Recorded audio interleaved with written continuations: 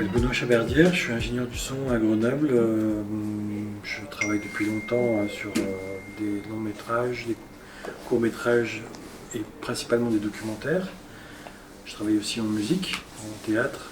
On va dire que c'est le métier de la musique qui m'a amené au son. J'ai commencé, comme peut-être beaucoup de jeunes, à faire de la batterie ou disons d'un instrument avec mon frère et à acheter un petit 4 pistes, à s'enregistrer, à faire des maquettes. Voilà. Puis au bout d'un moment, on m'a prêté un clavier MIDI que j'ai commencé à bricoler. Puis j'ai fini par acheter Cubase, un ordinateur, des choses comme ça, et je me suis mis petit à petit. Et surtout, un jour, j'ai un copain qui m'a proposé d'être perchman sur un court-métrage qui n'avait pas de budget, mais j'ai adoré ça. J'ai trouvé ça très très amusant de pouvoir s'autoriser à prendre possession de la rue avec des comédiens, une petite équipe. Déjà en documentaire, on est tout seul, très souvent.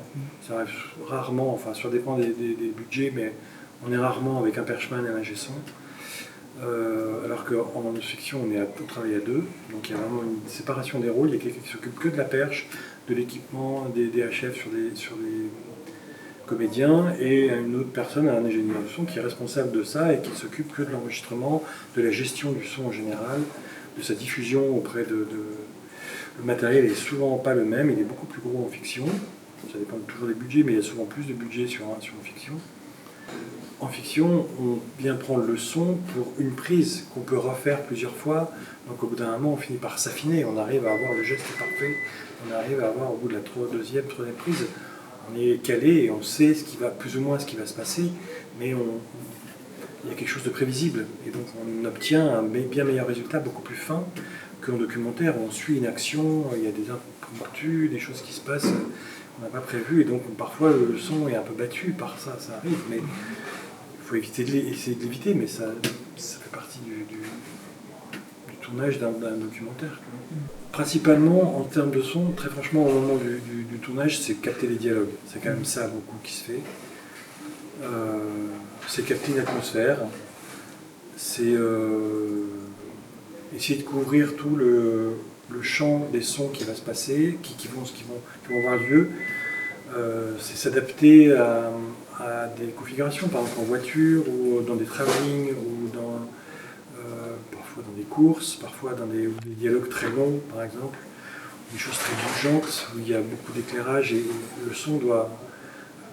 Mais la mission principale du son, quand même, en fiction, c'est d'aller capter les dialogues et les bruits principaux des acteurs.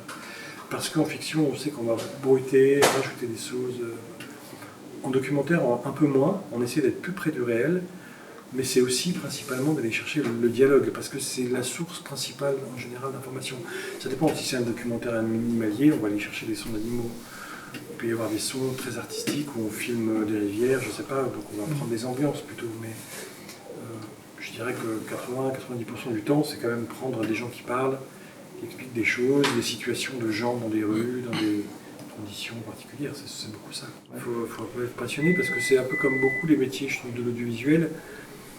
C'est des gens qui aiment vraiment beaucoup ce métier-là, ils ont une certaine forme de liberté aussi, il y a une forme d'expression artistique qui est intéressante, donc il faut vouloir se battre pour pouvoir, pouvoir profiter de cet aspect-là du métier.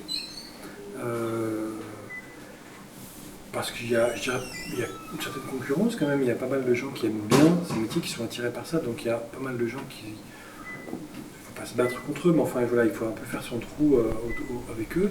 Il faut souvent collaborer, il faut apprendre à travailler en équipe, c'est important.